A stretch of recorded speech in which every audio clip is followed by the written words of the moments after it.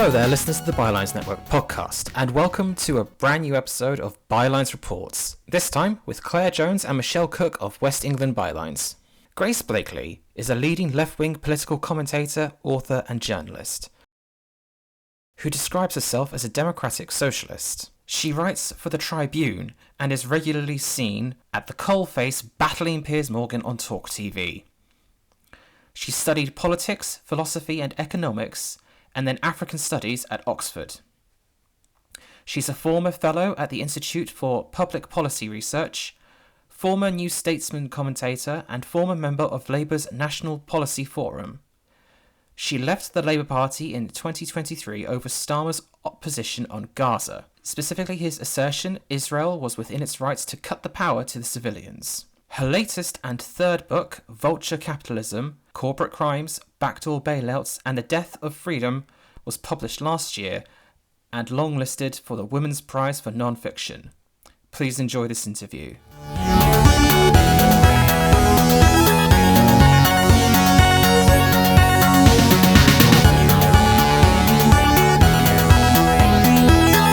Okay, right. Well, welcome to Grace Blakeley, and thank you so much for taking the time to talk to us today, Grace. Thanks so much for having me. It's great to be here.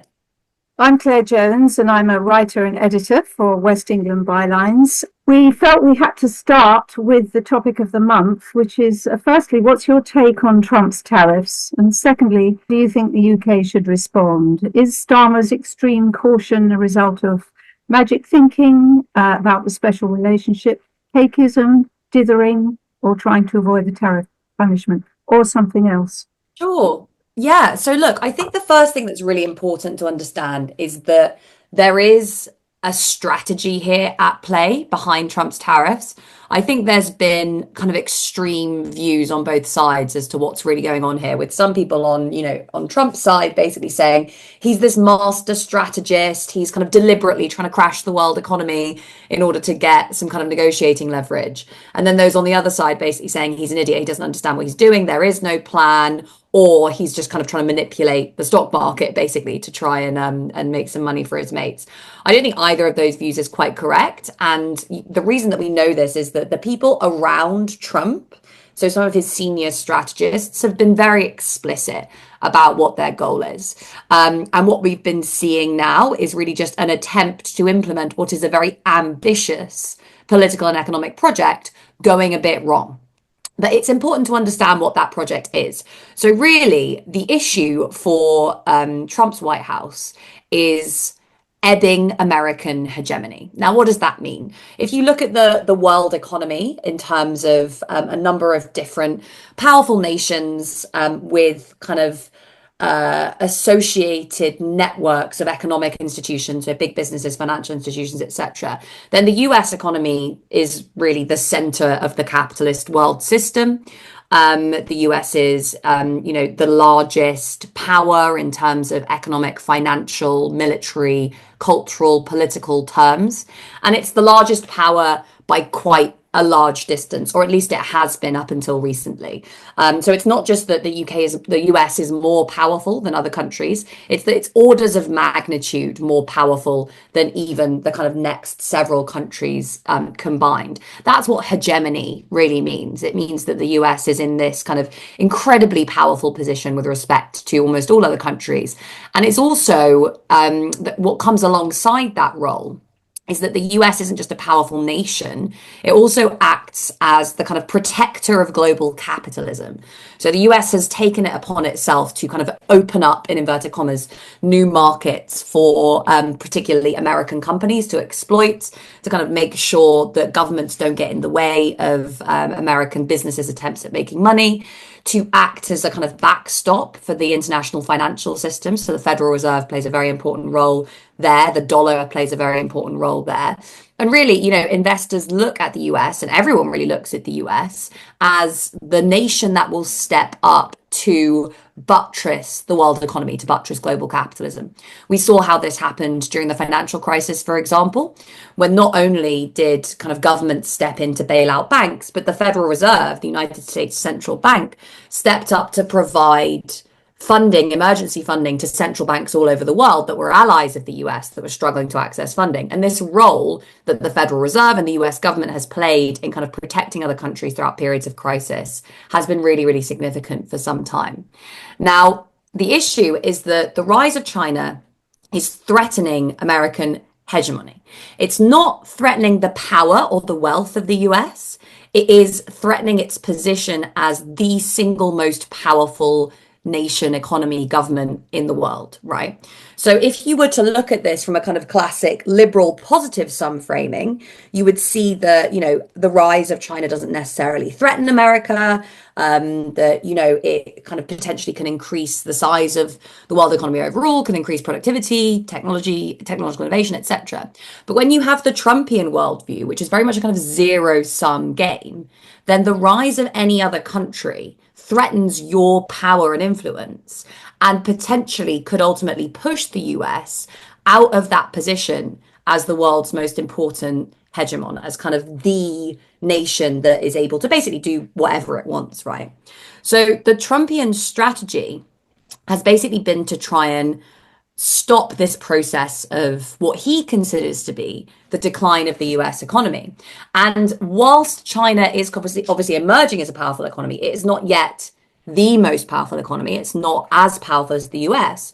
So that what the US thinks it can do is basically, because it is in a relatively more powerful position compared to all of these other countries, Trump thinks that he can use that power, the power of the American government, the power of the American consumer, to kind of cut these countries off before they kind of they rise ahead of the US and potentially threaten the US's hegemonic position.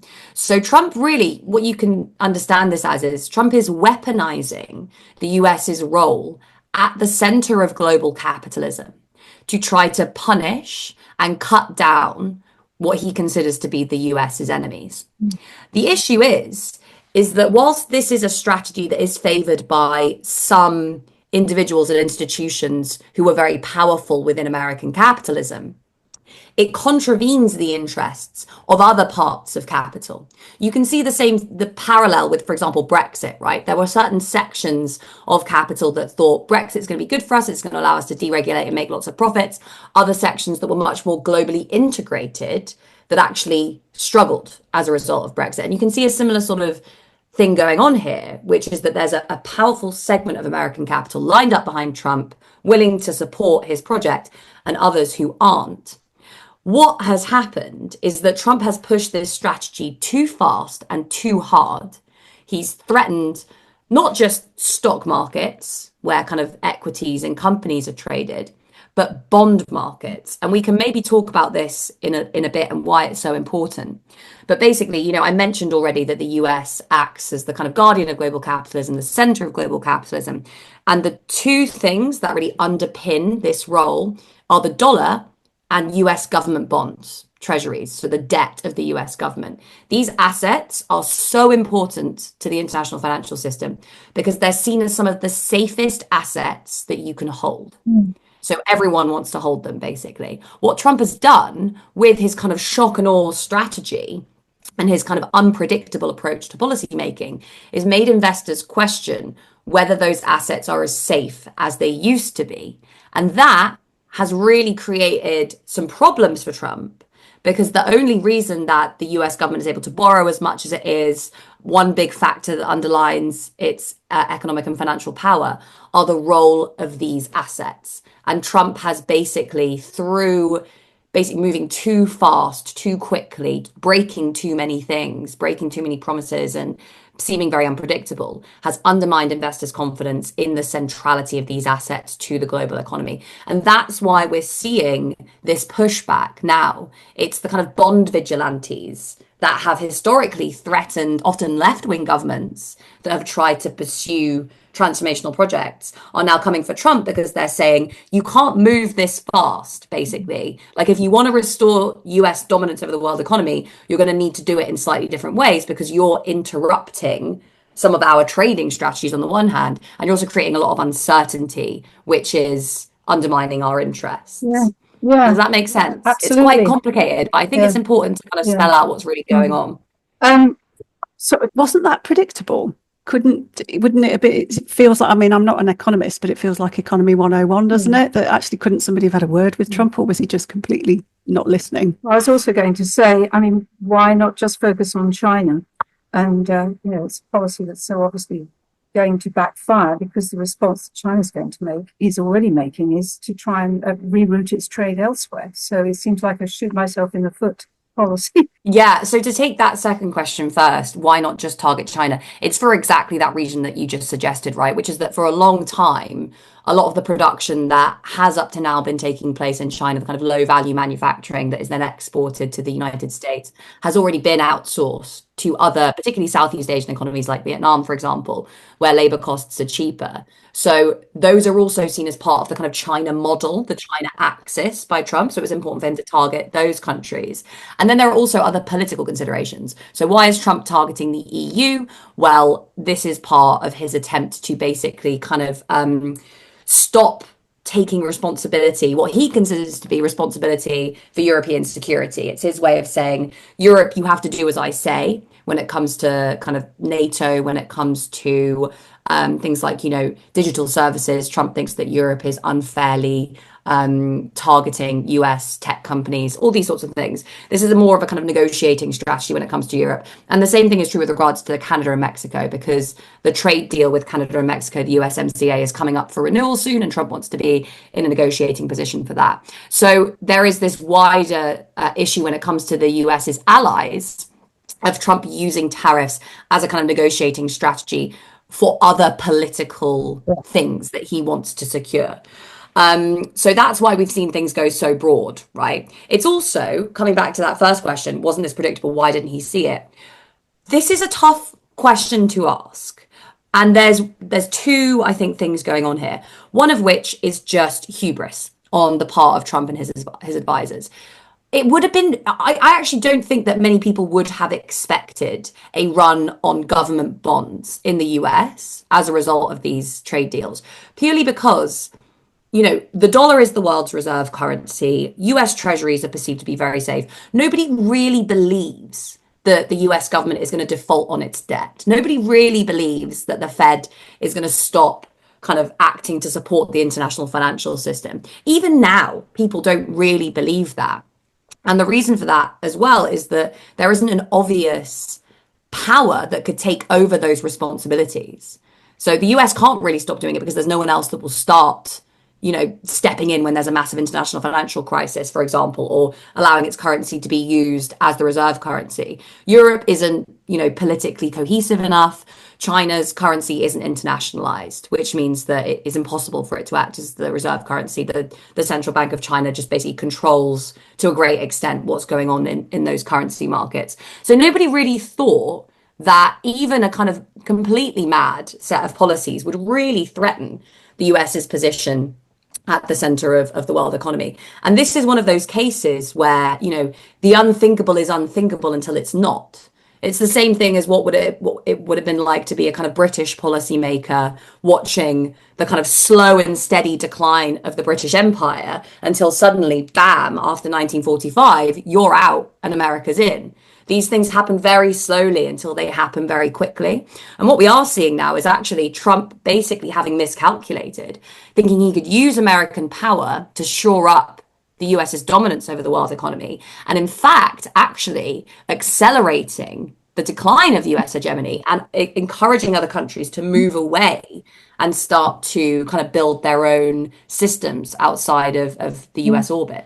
So actually talking about moving away from the US, specifically on the European Union, you've kind of described the European Union as a neo-colonial or neoliberal bloc in the past, and you've been pretty critical of it and was a supporter of Brexit for that reason. A kind of a new term I learned, Lexiter, so a Brexiter from the left. I'm just thinking, with all of this that's going on now, with the kind of the crumbling of the American power and stability, do you still feel that way? Do you think that we're still better off outside Europe, even without the protection of Europe, when it comes to Trump? Yeah, so look, my critique of international trade was basically that what we've had up to now, so the kind of liberal rules-based world order, to put it in inverted commas, was creating so much inequality and so much unfairness that it was bound to lead to a backlash. That we needed to rewrite the rules of global trade, to rewrite the rules of international finance, in order to make them less unfair. Why? Because it was very obviously the case that the decline of particularly manufacturing, and the rise in its place of a kind of service-based, financialized economy in countries like the UK, but also the US, was going to create inequalities that it was already possible to see 5, 10 years ago would become very pronounced in geographical terms. So there would be regions that would basically be starved of investment and of jobs and all those sorts of things that would become extremely resentful of that order. And in the absence of a kind of left-wing answer to the question of why do I not have a job anymore? Why has my community been in decline? They would immediately flock to the far right, which is exactly what we've seen happen. You know, Trump was able to take advantage of the fact that the Democrats had no answer to the question of why have all the jobs left my community? Why is the high street empty? Why have my wages not gone up in 10 years? You know, the answer the Democrats seem to be continuously pushing is Joe Biden's done a really good job on the economy. Inflation has gone down. Even if you don't feel like your life is getting better, it is. You're just not paying attention to the data, right? And this has often been the answer of people who've been pushing this kind of liberal model of globalization for decades. It's been trade is good for free trade, and the kind of, you know, liberalization of investment flows that are part of this model is good for everyone. You just have to sit back and wait, and eventually the benefits will trickle down to you. And of course, that isn't what happened. That's why we got Brexit. That's why we got Trump in the first place. And my response was the left has to recognize that this model has been a disaster. We can't just sit on our hands and say, you know, the kind of free trade model that we've had so far has been great and we want more of it. We have to be able to say, actually, no, the integration of the global economy in the way that it has happened has been really unfair, not just actually for rich countries, for poor people in rich countries, but especially for some of the poorest countries on the planet. And we need different rules, we need different institutions, we need different norms to be able to govern that. Now, the European Union, the kind of leaders within the European Union have got a grip on that fact. I think they're very similar to the Democrats in the US on that front, in the sense of thinking international trade of the kind that we have right now is good for everyone. Further and further and further and deeper economic integration at the global level is good for everyone, or at the regional level is good for everyone. And eventually people will just realize that. They haven't come to terms with the fact that the way that the system, you know, that they have built is organized is deeply unfair. And because of that, we are seeing the rise of the far right all across Europe. So, you know, my call was always that the EU isn't going to realize what's going on quickly enough to be able to kind of transform in the ways that we want. We can use this as an opportunity. I didn't actually vote leave to begin with, but I did say, you know, we can use this as an opportunity as the left to articulate a case for a different model of international trade. And that obviously is not what happened. Jeremy Corbyn lost that election very obviously. And we got the kind of classic, we got basically the same thing as what's happening in the US here in the UK, which is a right-wing government taking advantage of people's anger about a broken international trading system to deepen the power and privilege of those at the top. So, you know, I think like looking forward now into the future, these powerful people, you know, on the kind of progressive side of the political spectrum, need to get a grip on what's actually happened with trade and globalization over the past 50 years. They can't keep saying everything's been fine, you just haven't noticed it. They need to develop an answer to these communities that have been deindustrialized, basically, as to what's happened and what they're going to do about it. And I think that's still basically the case. Absolutely. I was just thinking what should have happened in a way. I guess, I mean, maybe if the Corbyn election had gone differently, then we would have had the opportunity to build that narrative. But I never felt like there was a narrative being built. I was doing my very best, but I know. pretty much on my own. I know there were voices, but the other thing is you don't necessarily get the traction, do you, in the coverage? Exactly, yeah. Labour as a party is obviously historically based on the protection of workers against exploitation by powerful actors. Is Labour too steeped in liberal economics now to lay claim to its original values? Or do you see a way for Labour to be pushed towards more progressive, truly democratising policies like decentralisation, strengthening workers' rights, wealth tax, etc.? Or will it just carry on in its current trajectory? And I guess that leads to the question about how should voters respond to the issues, well, local and general elections. Should we tactically support Labour, or should we, have a protest vote and risk reform getting in? I think what's important to understand historically with regards to the Labour Party is that the Labour Party has always been an alliance of liberals and the left, basically. If you look way back to the origins of the Labour Party, you had Keir Hardie and the International Labour Party, that was a socialist, explicitly socialist organisation that was grouped in with some of the labour unions. And then you had the kind of Fabian wing of the Labour Party, which was much more kind of Keynesian in outlook. It was basically social democratic, liberal, wanted to kind of reform the way that capitalism worked to make it slightly less unfair. And these two factions have made an alliance. And for the kind of post-war social democratic period, that alliance worked because there was this consensus coming out of Keynes's work in particular, and coming out of the strength of the labour movement that we saw after the Second World War, that you needed a government to step in and pick up demand when it was low, that you needed a government to guarantee to some extent employment, that you needed strong labour unions, that you needed a certain amount of economic nationalisation. All of these sorts of things became the economic common sense, and that in some senses reduced the hostility between these two wings of the Labour Party. What happened during the 1970s and 80s is that hostility kind of exploded once again when you got these problems around inflation, which is funny because it's exactly the same thing that's been happening today, basically. Workers said, we're demanding wages in line with inflation. And then the people who are managing the economy said, we can't give you that because that's going to compromise profits. So there was this kind of standoff. And that's really the same sort of issue that has existed in the Labour Party ever since then, except from the 1980s.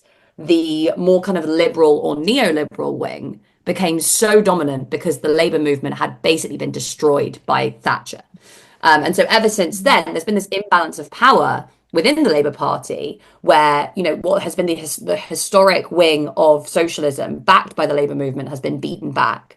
And then this kind of managerial, professionalised liberal wing that was kind of epitomised by someone like Tony Blair hasn't had any resistance. So it's been able to kind of push this very technocratic kind of social democratic project, which only really works when the economy is growing really quickly, because people like Blair are basically like, we're not going to deal with the tensions that exist between the interests of workers and bosses. We're just going to hope the economy grows and everyone can get better off and a rising tide lifts all boats. Now that worked until 2008. It stopped working after 2008. And Labour has been running around in circles ever since, trying to figure out what it can actually offer to people.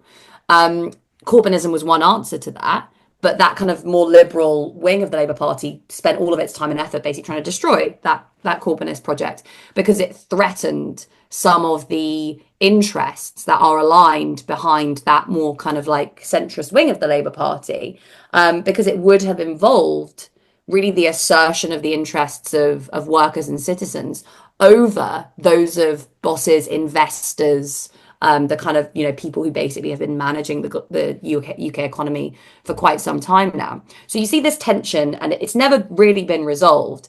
And Starmerism really represents the historic and total defeat of that kind of left part of the Labour Party. He's basically completely chopped off the left of the Labour Party.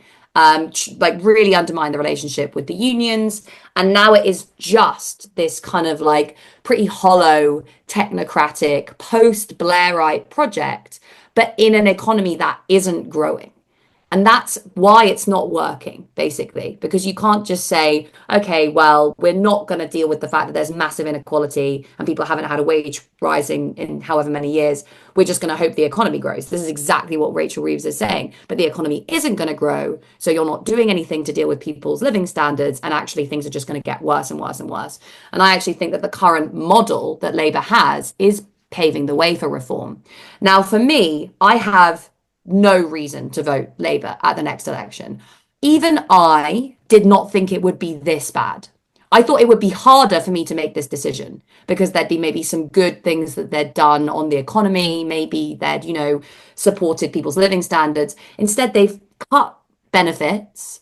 They are attacking migrants. They're doing very little to support living standards or really to support the operation of public services, although the kind of moderate increase in spending on the NHS was good and important, though bear in mind that the Tories did some of that as well.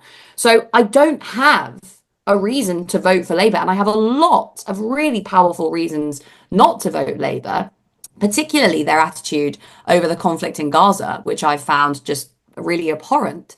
So for me, the question is, right, this party, the Labour Party, it cannot really function. British democracy can't function as it is now because it's just kind of, it really is like Tory light, more so than at any other point in history, much more so than when, for example, Blair was in charge. It needs to reconnect with its base. And the only way we can do that is by actually rebuilding a base, even if that means rebuilding it outside of the Labour Party. So that means kind of strengthening the Labour movement, strengthening social movements, strengthening kind of community organising and forms of local organising, so that all of these movements can put pressure on Labour at a number of different strategic points, whether that's kind of a community lobbying their MP, whether it's unions lobbying people within Westminster, to kind of force them, drag them, kicking and screaming back to a more progressive position. So for me, that looks like being involved in kind of the community organising that's taking place in my communities in Cornwall. It means more likely than anything, I'll vote Green. Because I think they've had a really exciting policy agenda, sure, but also they're very good at organising people's communities. That's why they managed to double their vote share last time around. And I think, the only way we're really going to get Labour to behave any differently is by showing that they have just as much of a case to worry about losing votes to their left as they do to their right, and actually that they're not going to win back voters from reform by just bashing immigrants. Because if the one big political issue in the UK is migration, people will vote for the most anti-migrant party that there is, which is always going to be reform. You need to be able to say what are people's concerns on a day-to-day basis. What are they really worried about? And what reform is saying, it's not just saying to people, you hate migrants, so vote for us. It's saying migrants have taken your houses, migrants have made you poorer, and Labour needs to be able to say, actually, that's not quite true. Wealth inequality, deindustrialization, an unfair economic system, all of these things are what is responsible for your falling living standards, and we have a plan to fix it. And I think they really need to be dragged kicking and screaming to that perspective, because if we just all kind of fall in line and vote for them anyway, they will literally become a kind of, not just like Tory light, but like reform light party of no real good economic policy with migrant bashing on the side.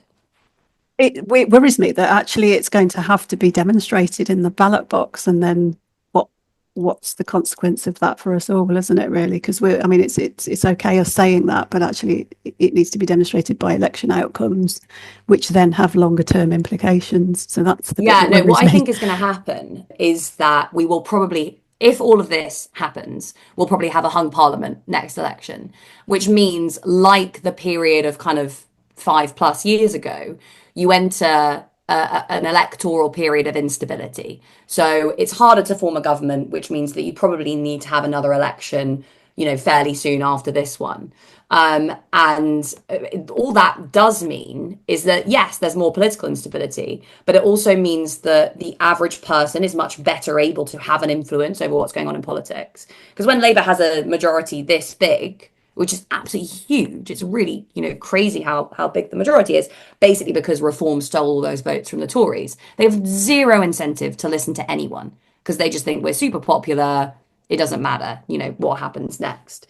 Whereas if that vote share is eroded, and if, as is likely, we get probably Labour still the biggest party because the Tories are completely toast, and then the Tories and Reform vying for those second and third party spots, then you get into the realm of hung parliaments, you get into the realm of actually people being able to say, you have to earn our vote, and you have to be able to develop a clear economic strategy if you want that to happen.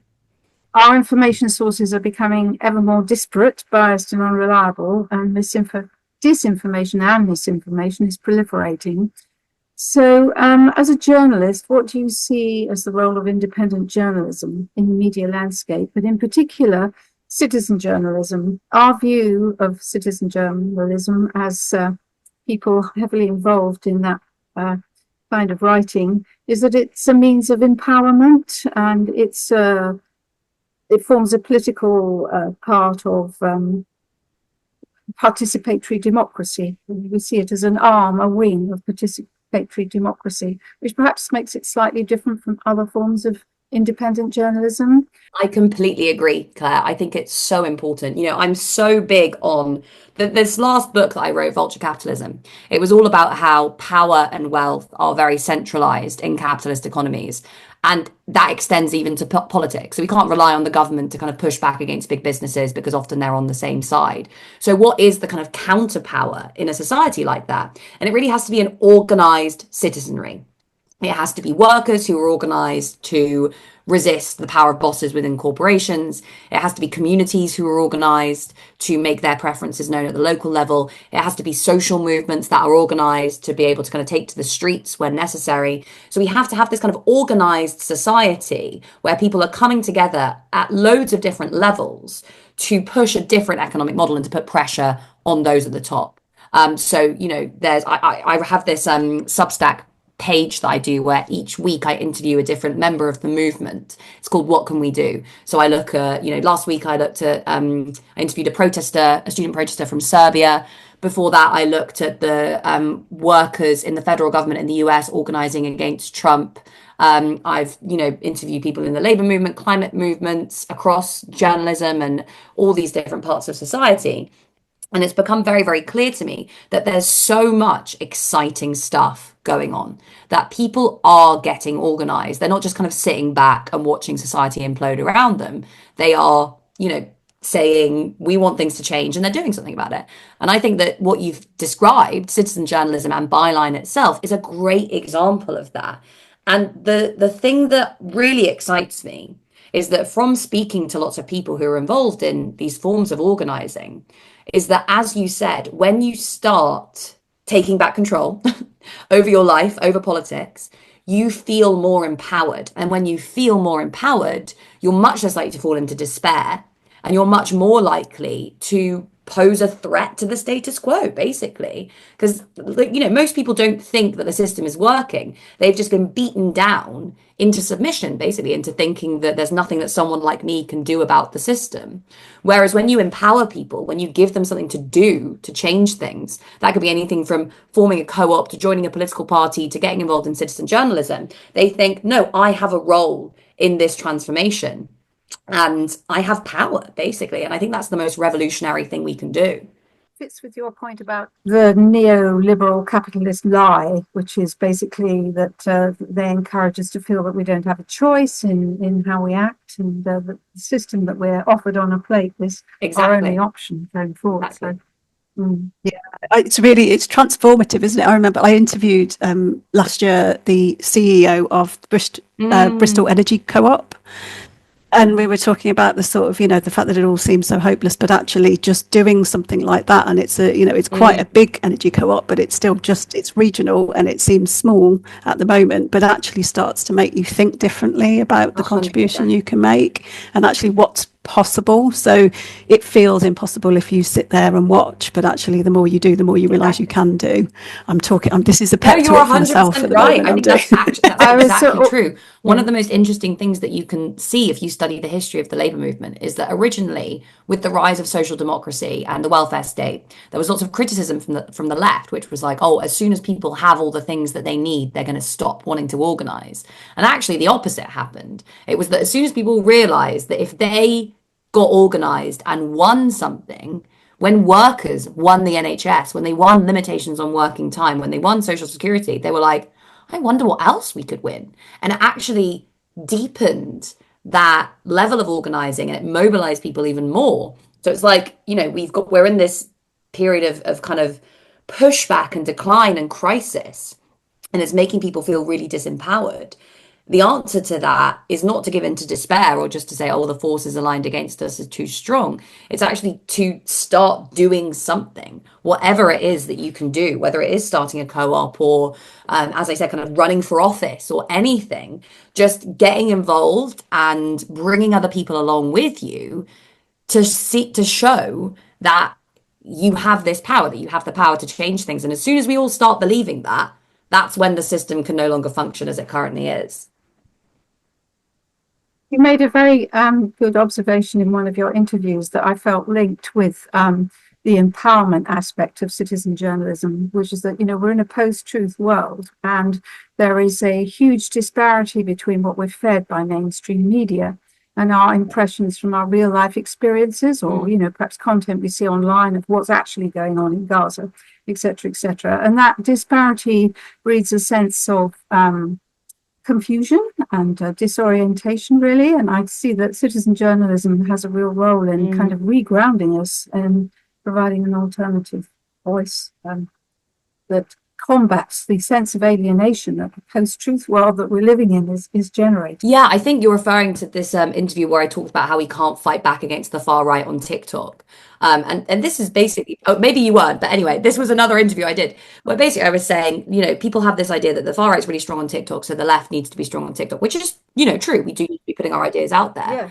But my response to that was the far right, and in fact, most of kind of extreme organizations, mobilize online by sowing confusion, by sowing kind of disorder, right? So 1 minute you see, a right-wing figure saying we should lower taxes. Then you see a conspiracy theorist saying lizards run the world. Then you see someone else saying the government's controlling the weather. Then you see a random person dancing. And it's just like your whole worldview becomes so warped, and you're moving from one thing to another. You don't know how to make sense of any of these trends. It's designed to be chaotic. It's designed to make you feel like you don't understand, and therefore reach for overly simplistic interpretations like, the government's controlling the weather, or whatever it is that is the latest conspiracy theory. And flooding. Exactly. Bannon is a great example of this. And my answer to that is that you can't fight back against that by just adding another video into the mix that says, oh, actually, all of that other stuff is wrong. We need to kind of change the way we organize the economy. You have to have a different orientation towards information and education that involves this kind of stepping back, slowing down, talking to people, treating their kind of questions and experiences, taking them seriously, and providing kind of alternative narratives that allow people to make sense of what's actually going on in their lives. And that can happen through kind of slower journalism, through citizen journalism. But I also think it's really important that it takes place in real life as well. And that's really where you're going to start to see the shift. It's when people kind of come together to discuss these ideas or to organize in their communities. And, one of them might show up and say, oh, I saw this video the other day that Nigel Farage put out that said this. And then everyone else can say, oh, that was wrong, or this is a strategy to kind of make you believe X and Y and Z when you actually should be thinking more about these issues. And it's built on trust, which I think is really, really important, because when you're bombarded with chaotic, conflicting information, you need to feel like there's someone who has your back, or a movement or organization that you can trust that can help you navigate that world. So that reminds me of, I remember seeing a clip of AOC the day after Trump got elected and said it's going to take a while to process this, which was almost saying the same as you, like, let's just slow down and think about this, but go out and connect with people and talk to people. And it's that message of saying, actually, in the real world, you can trust other people, whereas you don't know who's sending you what online. So I think that maybe that's the answer of the fight back, really. Michelle, I think you have a question. So talking about the Green New Deal, so with an increasing pressure for growth on a finite planet, to me, I have no economics training whatsoever, but to me, slowdown seems quite inevitable as resources start to peter out, and we're not actually investing in anything that's going to replenish itself at the moment. So can a Green New Deal get us out of it? And maybe just explain what a Green New Deal is for people that don't know.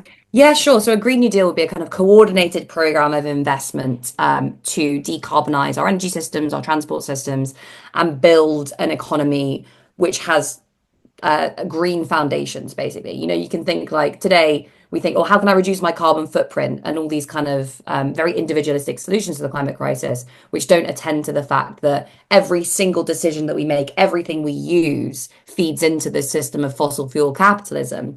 And that's because of, choices that have been made way before we decide which car to drive. It's about the nature of the grid, how we produce energy, how we, run our transport systems, etc. So the Green New Deal is basically about making it easier for everyone to make good choices and actually creating a more sustainable and cheaper economy, because fossil fuels are right now much more expensive than all of the other alternatives.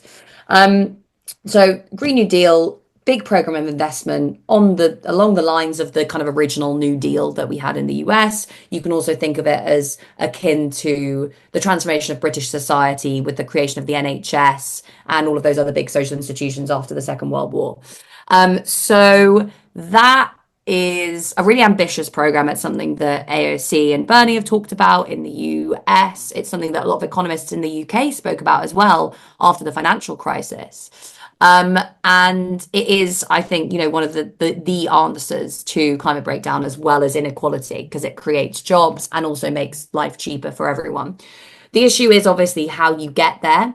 And at the moment, we don't have political parties that are putting this on the agenda. So we really need to be thinking about building social and political movements that can fight for these changes. So this is questions like, how do we engage the labour movement alongside environmental campaigners to push for Green New Deals in their industries? How can we have community-based Green New Deals at the local level, where you get local government saying we're going to reorganise our local economy around these principles? It needs to be pushed at every different level, because we just don't have the political will right now to see it coming from the top. Two questions, really. A little one about your book, and also I'm interested to hear what your views are about big tech and how it makes the far right influence much more pervasive than in the past.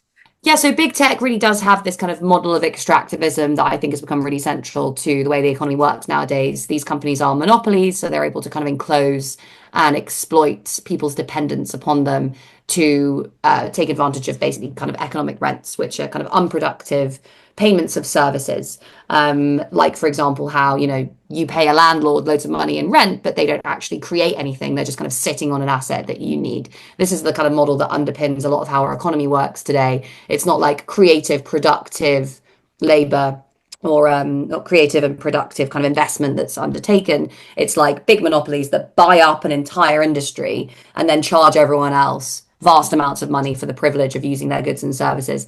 This is the same thing as what's been taking place with kind of greedflation, as some people have called it, which is basically because there are so many big monopolies, they're able to kind of squeeze consumers to a really significant extent and extract wealth from them. And the same is happening in big tech across a number of different areas. So yes, both in terms of cash, but also in terms of the extraction of data and of information that's now kind of fueling the AI boom. And that is, being contested. I'm a member of the Society of Authors, for example, and we are contesting the use of, people's books in these AI, in these LLMs and language models without kind of correct compensation. Big problem there is basically the power of big tech relative to everyone else. And I think the other side of this equation is, as you mentioned, this kind of issue of individualism. So the fact that we all feel as though we are kind of isolated individuals, separated from one another and unable to participate in powerful social movements that can push back against these trends. So that is why, for example, I'm in the Society of Authors. I'm not trying to kind of take on big tech on my own. I'm part of this labour movement that is working across the industry to use our collective power to make our preferences known. And I think that is, how we fight individualism everywhere, really. It's by getting people together, collecting them in these institutions, whether that is the labour movement, whether that's social movements, political movements, so that you can exercise collective power rather than just trying to fight back against everything as an individual. Because there's only a certain amount that you can really kind of personally ensure yourself from all of the kind of chaos and uncertainty and complexity that exists in the modern economy today. We need to be able to kind of work together to protect each other and take on the interests of those at the top, which, as we've said, really means thinking very clearly about how to form collectives that can represent our interests as citizens, as workers, as people on the planet, in the face of these kind of really big and powerful monopolistic institutions. Okay. Okay, book. Okay. Yes, so my book is called Vulture Capitalism. It's now out in paperback. And it is about this, basically. It's about the kind of centralization of power in modern capitalism, about how you've got a small number of extremely powerful monopolies that are basically able to plan what goes on in the economy and to shape what goes on in our politics as well. And I also look at examples of kind of the alternative to this. So rather than kind of centralized oligarchic capitalist planning, I look at democratic planning. So what would it look like for people to kind of take back control over the economy, over society, over politics, and start to work together to build new kinds of institutions that are truly accountable to the interests of ordinary people. Brilliant. Wow, that leads so nicely onto my final question, Great. which is a little bit existential, but kind of related to that. So I was just musing over the fact that, like, I'm 52, and over my 5 and a bit decades, we've had these two pillars that have been constants in our lives, sort of our modern democracy that we like to think relatively benign form of capitalism, and they both seem to be disappearing now. So I'm just wondering what you think. I mean, we've talked about what the alternatives might be, but what you actually think might happen next. I think what happens next really depends on how we respond. So if things continue as they are, then yeah, we're looking at a long period of kind of really declining living standards for everyone, because those at the top aren't going to change course. So we have to be able to fight back. The good news is that everyone already is fighting back. Not everyone, a lot of people are already fighting back.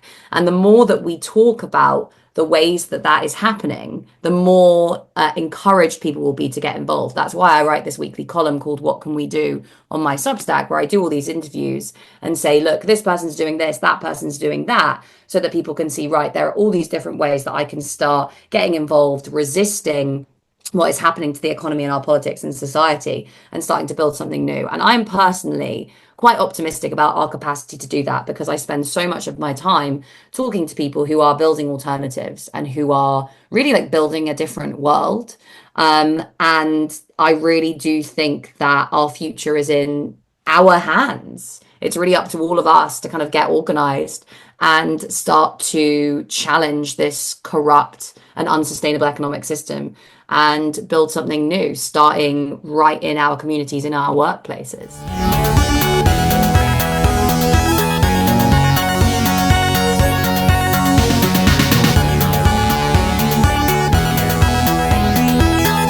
Thank you very much, Claire and Michelle, for conducting the interview, and thank you very much, Grace Blakeley, for agreeing to be interviewed.